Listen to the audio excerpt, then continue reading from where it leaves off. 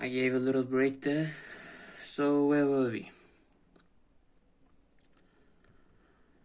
So let's get into thiamine deficiency. Excuse me. So what is caused by thiamine deficiency, or we can call it beriberi? Yeah. So thiamine deficiency, or we can call it beriberi. Yeah. Simple. It is supposed to be, firstly, the symptoms are, excuse me, just for thinking purposes, diaphragmatic purposes, let's just say symptoms. Here we go. Alright. Now, the symptoms of thiamine deficiency or beriberi is basically constipation. It is when you can't poo. Appetite suppression. So appetite suppression is having no appetite. And this is from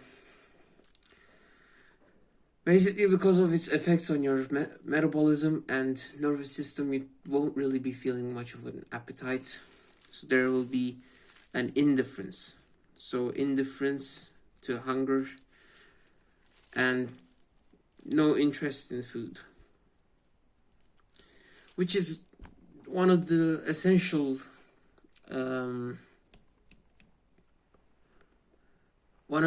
symptoms of finding it in the babies, the infants, or we can also find them in the children. What else from the top of my head? Oh, there's also nausea caused by it. Thiamine deficiency, because of its effects on the nervous system, can cause depression, which is pretty common, and fatigue. Also, it can cause peripheral neuropathy, and it means basically you will be having less control over your peripheral organs, limbs, basically. Right. So these are caused by B1 deficiency. Now, even beriberi is divided into 3 essential clinical types. There are also subtypes of it, which I'm not going to go into detail. But these are the ones that you are supposed to know. Now, there is one which is dry beriberi, right? Dry, or you can also call it neurotic, whatever. It is the type associated with neuropathy,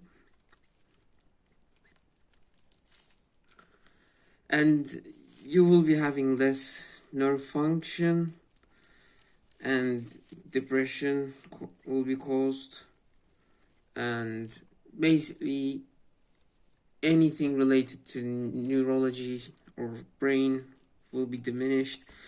However, because of its effects on the nervous system, it can also cause a loss of reflexes, and it can also cause motor control depletion, and because of this, it will lead to muscle mass loss.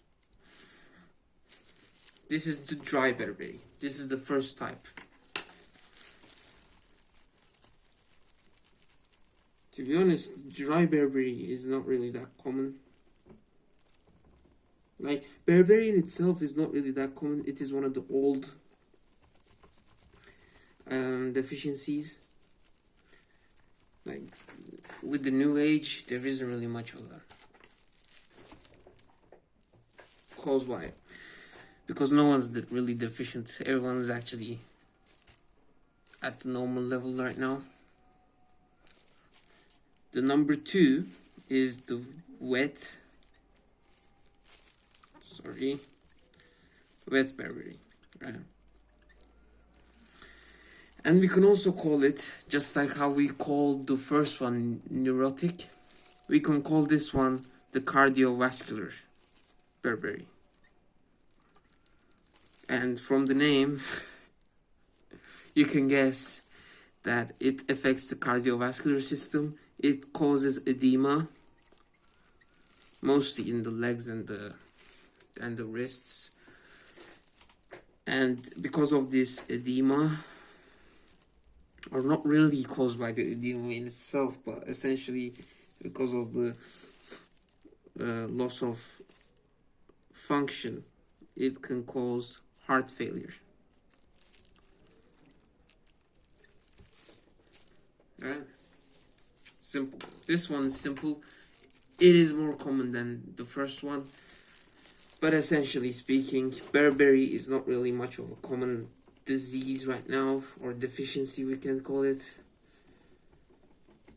due to everyone actually getting the required amounts at this point.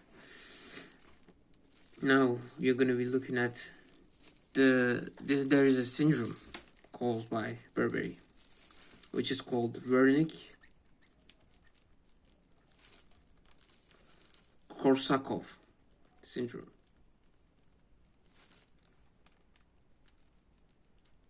God, I hope it filled.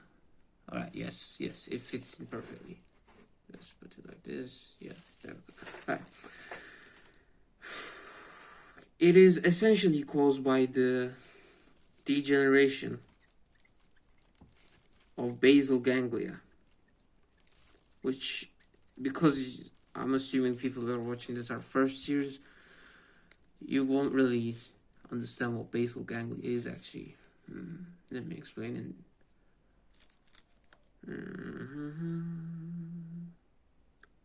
It's basically in the brain. Don't worry about it. I tried to explain it in simple terms, but yeah, I probably can't. It's in the brain. Don't worry about it. It's not really a brain thing, but like, you will learn it in neurology. We'll go into neurology later on. It is caused due to alcohol, but like heavy use of it, like alcoholism, we can call it. It's caused by alcoholism. It causes in rigidity of tonus, or aka the peripheral muscles. It causes sleep disturbances and nausea/vomiting.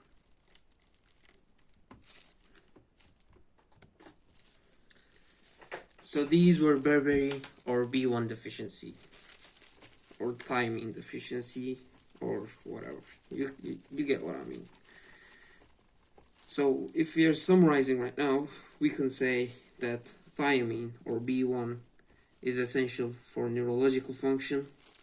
It is essential for carbohydrate metabolism, and any disturbances in the required levels of thiamine results in non-functioning neuromuscular systems, and cardiovascular systems are also affected by the wet beriberi. Now that was the first water soluble one. Right. This one, H2O soluble vitamins. Right. This one is pretty simple.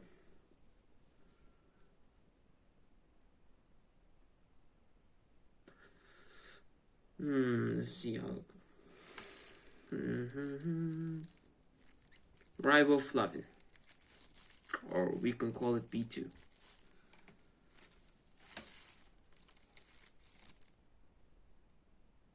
just trying to remember simple things. Oh yeah, look. It's found in vegetables. Let's just say that. Vegetables. Milk and meat. What else? Was it found in cereals? No, okay. It was not found in cereal. It is fairly heat stable, which is something that is very uncommon in water soluble vitamins, as we have talked about before. However, it is very sensitive. Very sensitive to light and can be easily destroyed by it.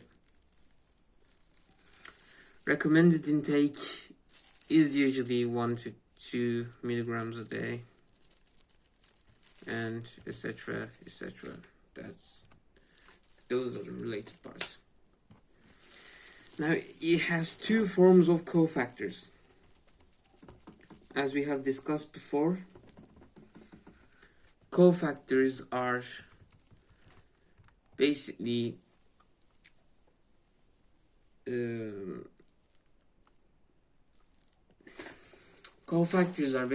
like all water soluble vitamins except vitamin C are converted to it, and they are used in many different functions. Cofactors are essentially made from vitamins. So they are riboflavin or vitamin B2. It is involved in like 2 cofactors, we said. One of them is going to be flavin mononucleotide, or we can call them FMN for short. By the way, these short terms that I'm going to be using from regular time, just so you guys know, they are like the main short way of writing them. Like, no one's going to be writing flavin mononucleotide, whatever your specialty is going to be. They're going to be writing it FMN in medical terms. So just so you know. And they're also going to be divided into, in the second cofactor is, what was its name? Flavin adenine dinucleotide. So flavin adenine dinucleotide. And these are both going to be involved in like riboflavin in itself. By the way, that's just cofactors.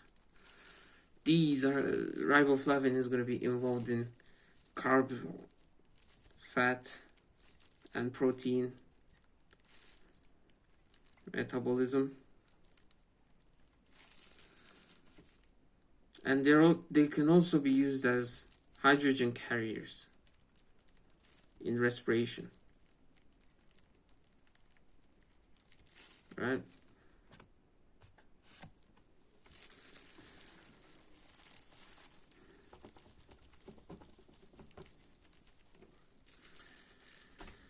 Now, there are some enzymes that are used for riboflavin cofactor utilization, which I don't really like talking a lot about the enzymes. I'm just gonna give you like pretty basic ones. And there's one which is NADH dehydrogenase.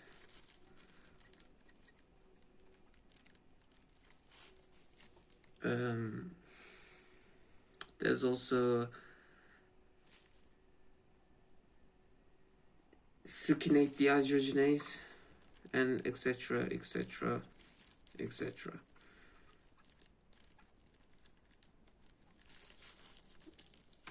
It's gonna go on later on.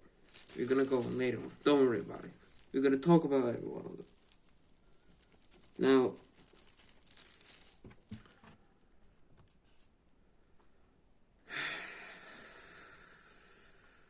let's talk about riboflavin deficiencies.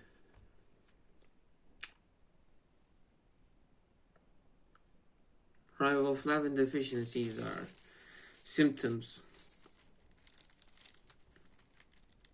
let's just say symptoms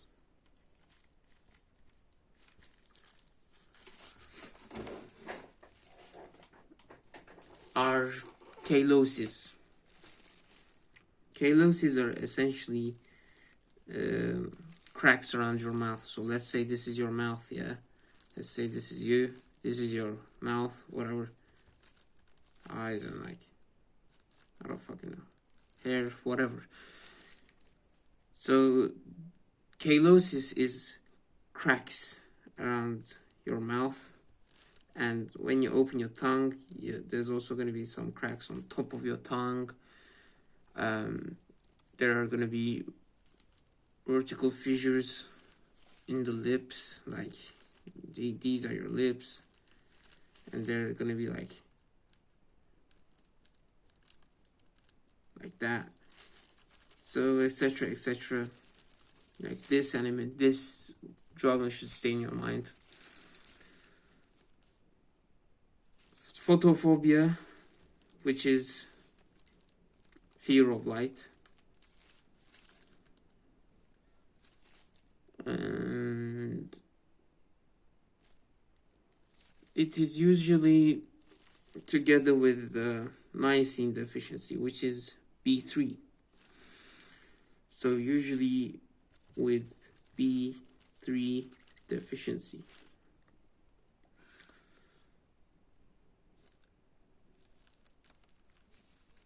And because riboflavin is essentially very fragile towards light, this actually occurs in the newborns that are put in the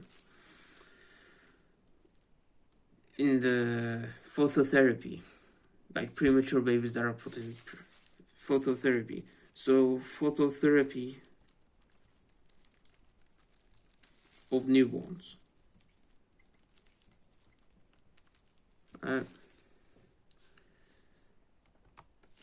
And these are the main points of riboflavin deficiency or B2 deficiency.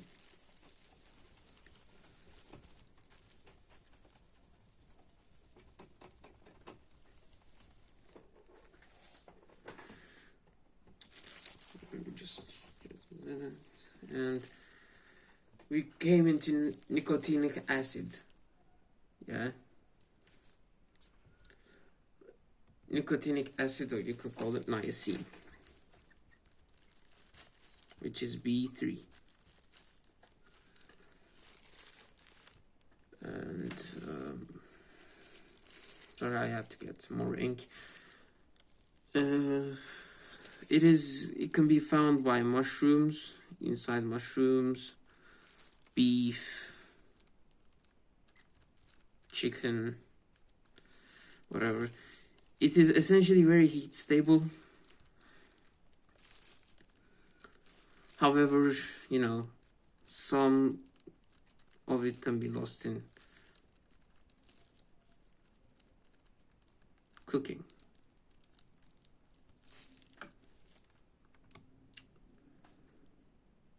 Now it has two coenzyme forms, right? Coenzymes are cofactors as well, basically. It has two very important cofactor forms, or coenzyme forms. One of them is NAD, and the other one is NADP. It may sounds familiar to you because they are involved in also different reactions of the metabolism, like glycolysis, and in Krebs cycle you can also find these. So they are not really tightly held, so can be reused.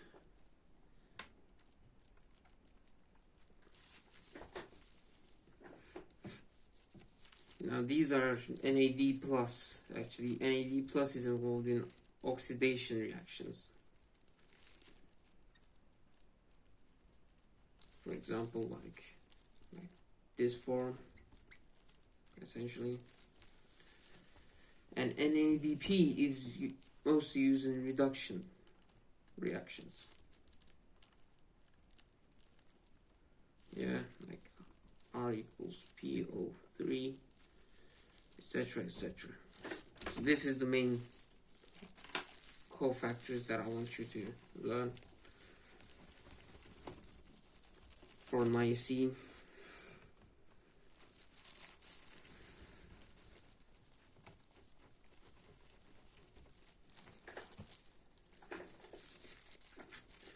Now B3, I'm just writing B3, I don't want to write lysine again. It has several features, yeah?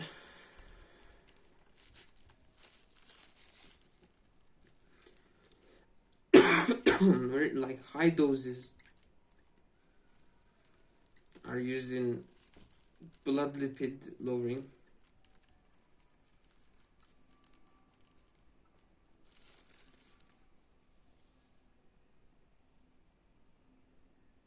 It can be obtained from food sources or from biosynthesis with amino acid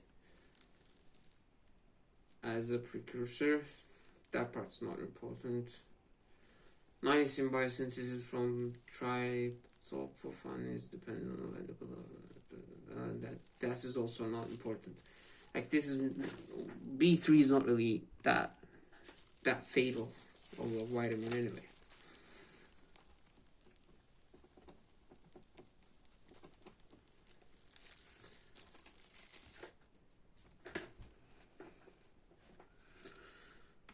Now pellagra is the deficiency of B3. So B3 deficiency is essentially pellagra. You spell it like Plallagra. Yeah. And pellagra is in the early stage. Symptoms are very less severe symptoms, but like at the same time depends on the level of the pellagra. One of them is anorexia. The other one is indigestion. There's also muscle weakness caused by red skin and rough skin, actually. These are the early symptoms. Now we're going into the late stage symptoms. Late stage symptoms are very more severe than the early stage symptoms. One of the first symptom is dermatitis, a very common skin illness. The secondly is diarrhea. Thirdly is dementia, and essentially death. So dementia can be caused by B3 deficiency, so make sure to eat your mushrooms. Now we can also use nicotinic acid or lysine or B3, whatever, in clinical use. The clinical uses are essentially important, we could say. So nicotinic acid, clinical use.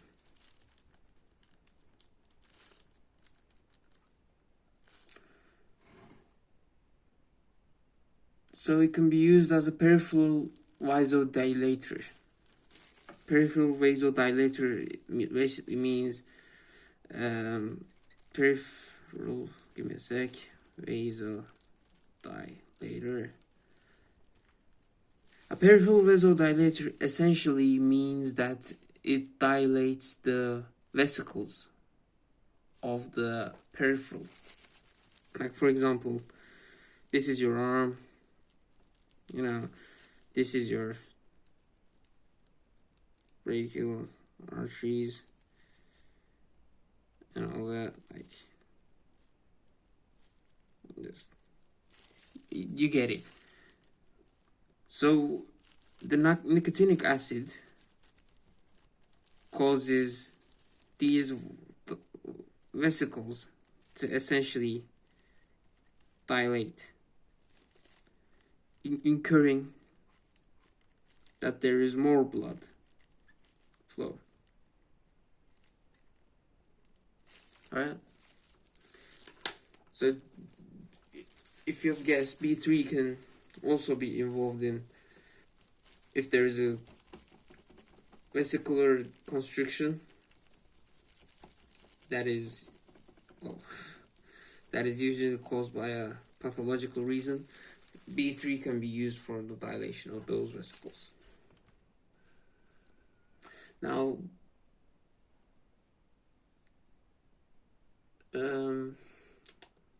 B3 deficiency can be caused by, let's get back into the B3 deficiency.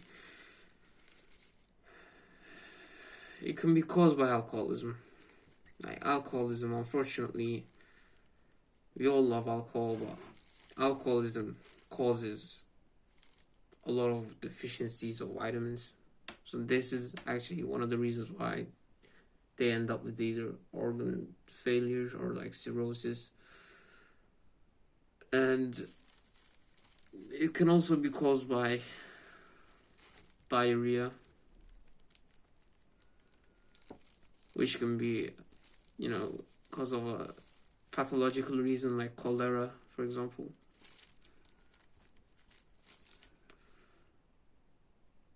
And B3 deficiency can also be caused by ulcerative colitis.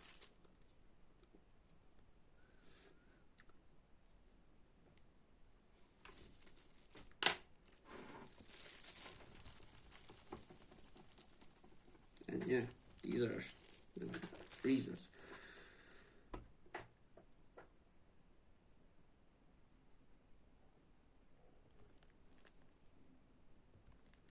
Now we are getting into the carcinoid syndrome.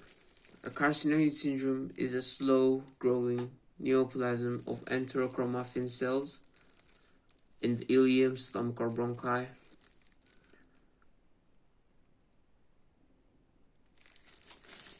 So that's just carcinoid syndrome.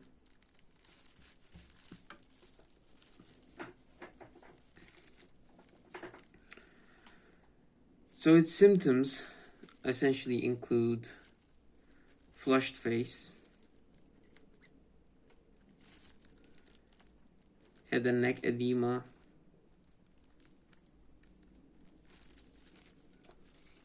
abdominal cramps, well, usually accompanied by diarrhea. It can cause asthmatic situations and cardiac problems.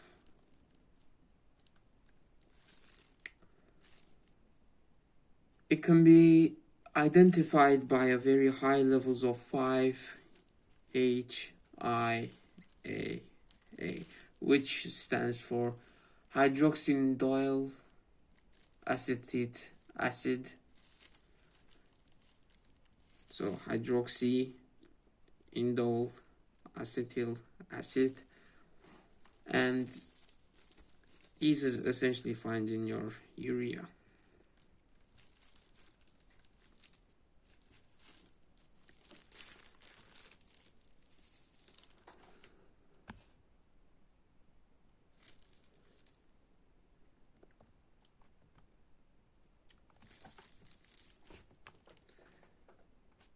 So this was B3.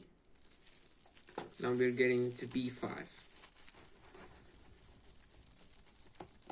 Because these are the water soluble ones. Usually it's like 5 is after 4, but like because we're doing the water soluble ones first, you gotta essentially do it like this. B5 is pentatonic acid. It is found in peas, meat, and cereals.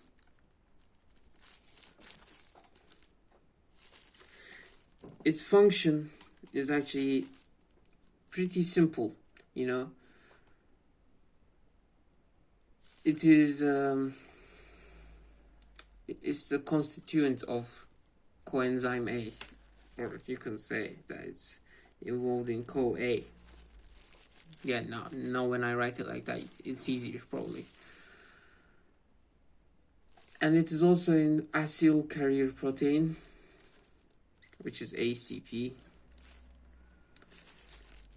CoA's function is very simple.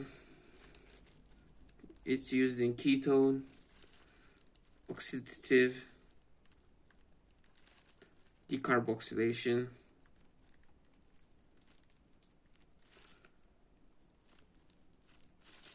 and they are also intermediate in the Krebs cycle.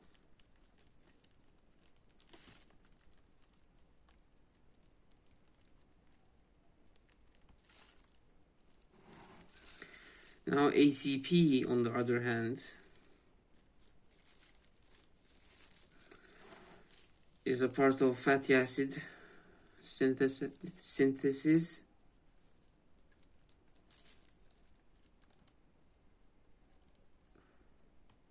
promoting the endogenous synthesis of fatty acid. So basically, it's just involved in fatty acid synthesis.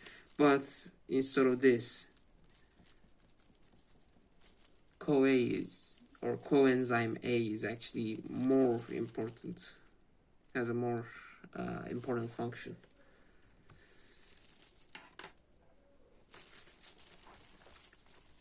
We have more functions, they just didn't fit into the whiteboard. They essentially can support the adrenal glands,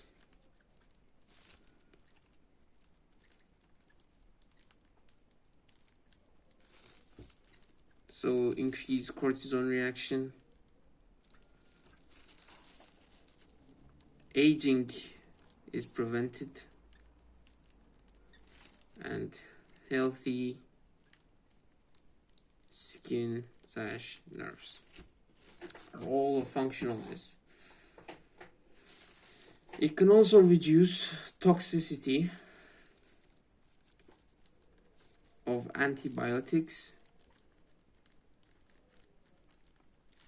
and radiation.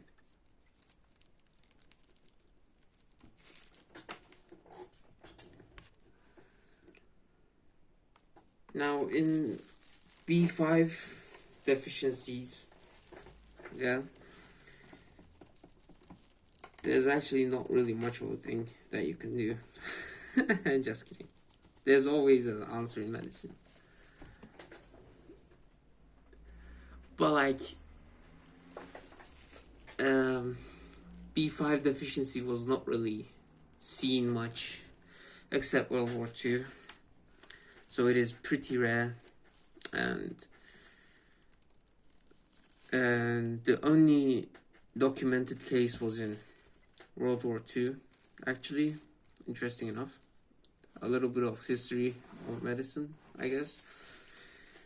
And in that, they literally just showed basic deficiency symptoms, like irritability and like fatigue and numbness and, you know, essentially like tingling and muscle cramps. So we can, from this, we can assume that B5, just like other water soluble vitamins, are mostly, if there's a deficiency, it causes nausea, vomiting, and overall weakness around the body. Right. Now, its deficiency, B5 deficiency, can cause a particular named syndromes.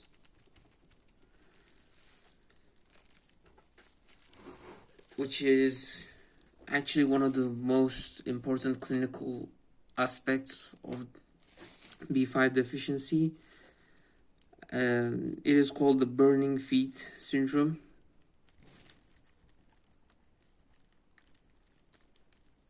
You probably guessed it by now. It is essentially a burning pain in the heels, as if whenever you're like stepping on it or like standing up, there is pain in your feet, as if it's burning.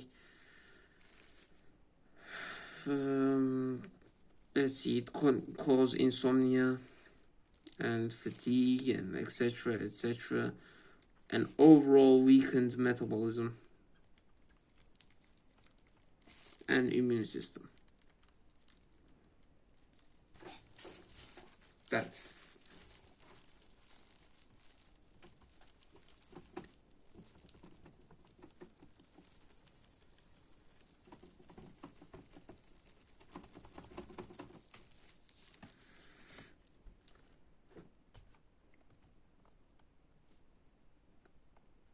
Now we're getting into biotin.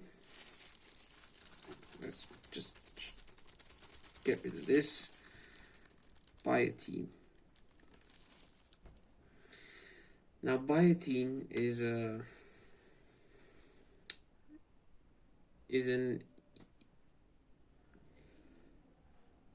how should I say? It is actually a very large portion of the dietary intake. Like dietary intake vitamins, and essentially there are literally your intestinal biota is the one that certainly regulates biotin. I hope you can see the biotin writing. Wait. I know I talk a lot, but like these are essential stuff, ladies and gentlemen. And yeah, pretty much biotin is very important. We can just say that. You can understand why. It is in most foods like liver, kidney, and milk.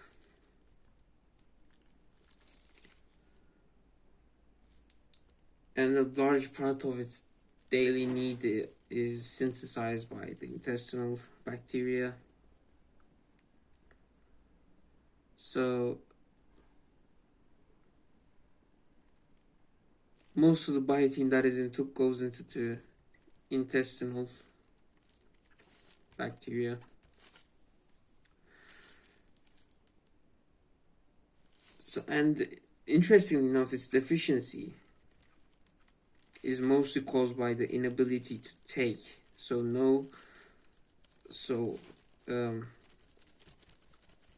Lower absorption rather than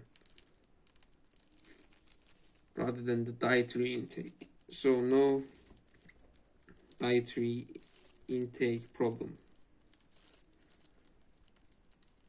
Alright. So it has a coenzyme form, of course, or cofactor form, you can call it. Its coenzyme form is called biotinyl.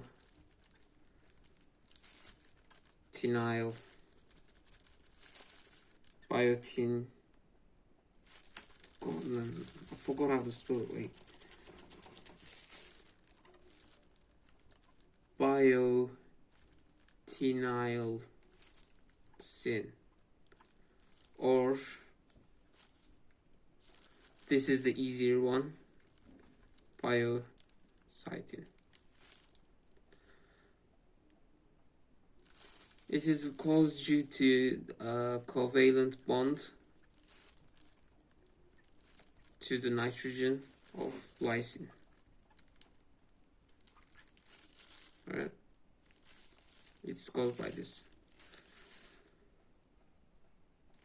Now the function of the biocytin, or you can call it biotinyl sin or sin, whatever. I like calling it biocytin. It adds a carboxyl group to substrate.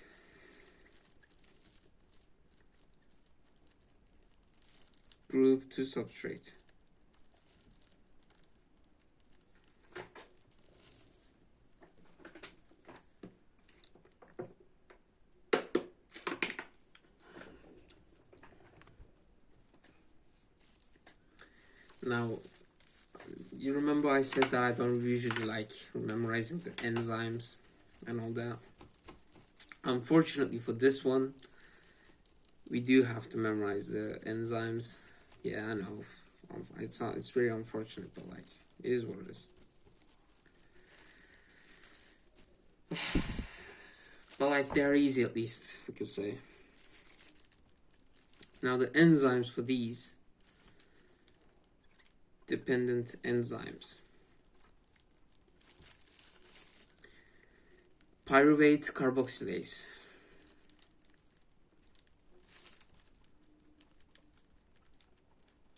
now pyruvate carboxylase is oxaloacetate synthesis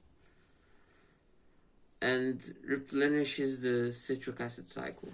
So citric acid cycle, you can just say. So that's the important one. Now,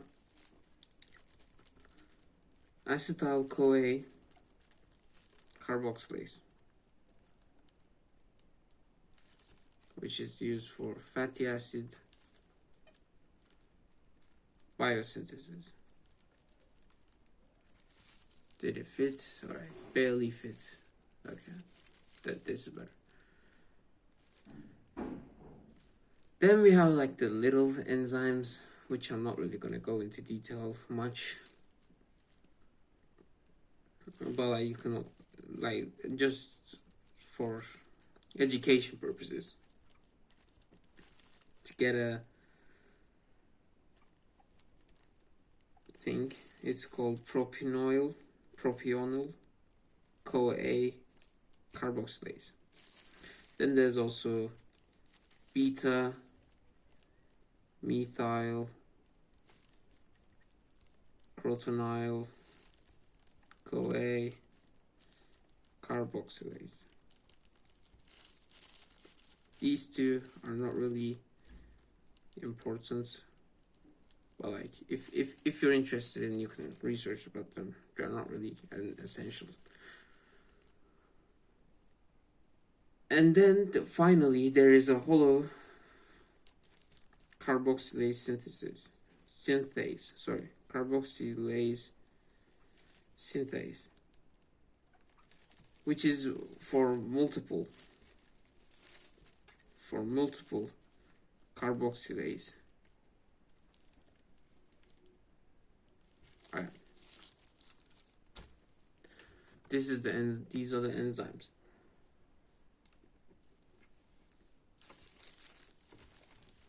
Now we're going to be talking about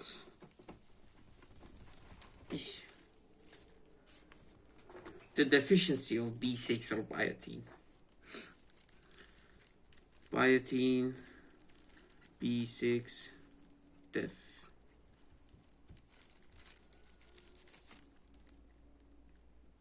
It is really not common. Like, in your clinical, let's say you're an internal medicine doctor, you're not really going to see much of a biotin deficiency, as it is really like very common and very uncommon. And for someone to actually have biotin deficiency, they actually need to have a problem in their intestinal flora. And if they actually have an intestinal flora problem, then you can assume that they're going to find it in some other way, and they're not going to directly go into the ER as an biotin deficiency situation. However, they're I'm really sorry about that one. B6 deficiency can be induced by eating raw eggs.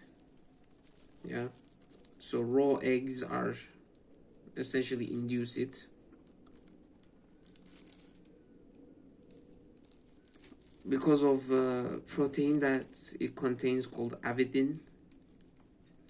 And what avidin basically does is it binds tightly with biotin. Yeah. So if raw eggs or avidin is induced, is eaten, then it it can decrease the B6 deficiency, essentially, as it binds with biotin.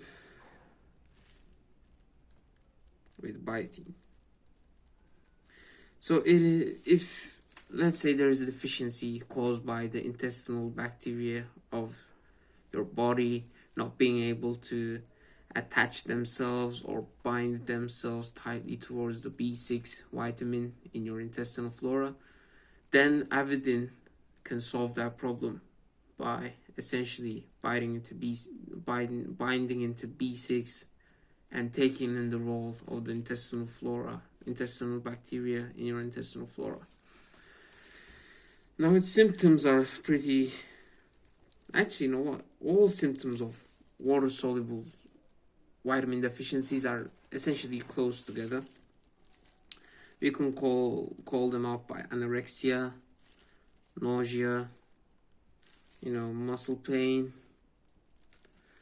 And this one is actually one of the special symptoms of biotin deficiency. It is called desquamization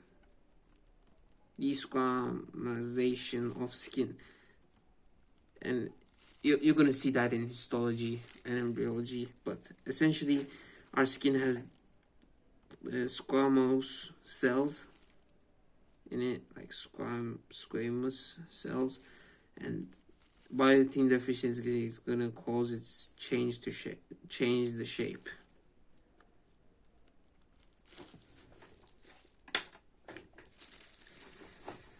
Now, there are other forms of biotin, B6 or biotin, whatever. You can call it whatever you want, ladies and gentlemen. There's no really need for anything extra.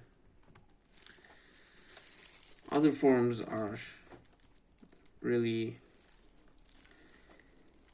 There are two main forms, but there is also another form that you might need to know for clinical purposes in the future.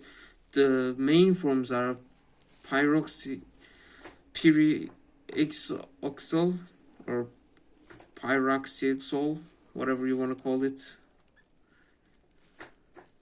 And the other one is pyridoxamine. Pyridoxamine.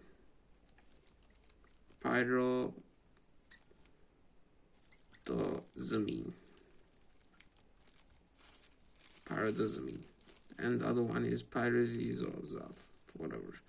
It's hard, man. Terms are hard. The food sources are actually pretty simple for B6. It's like meat, fish, banana, spinach, potatoes, and so forth, etc. They are heat and alkali sensitive.